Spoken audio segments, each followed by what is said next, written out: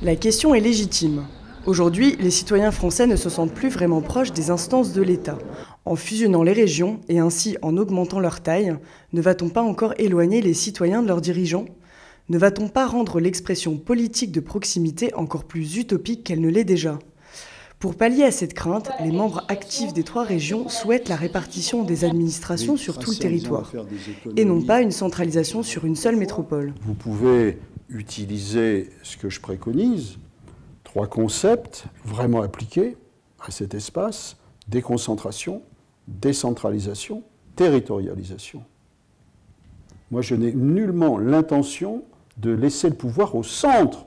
Ça n'aurait aucun sens, ni en termes d'efficacité, ni en termes de proximité. L'hypothèse de la déconcentration est également évoquée par Philippe Richer, président de la région Alsace. Mais concrètement, suivant cette idée, comment s'organiserait l'administration au niveau local ? Par exemple, la Champagne-Ardenne, chez nous, on est très fort en agriculture.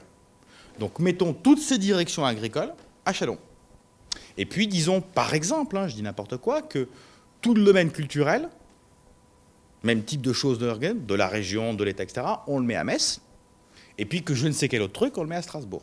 Pour qu'on crée de la cohérence par des pôles thématiques. Nous avons adopté dans le sillon lorrain, c'est-à-dire l'ensemble des villes constituées par Épinal, Metz, Nancy et Thionville, une position unique, demandant à la fois à ce qu'il y ait à Nancy l'ARS, c'est-à-dire la responsabilité sanitaire de la grande région, à Épinal, entre autres. Il y a également on a demandé également ce qu'il y ait chef-lieu d'académie. Voilà.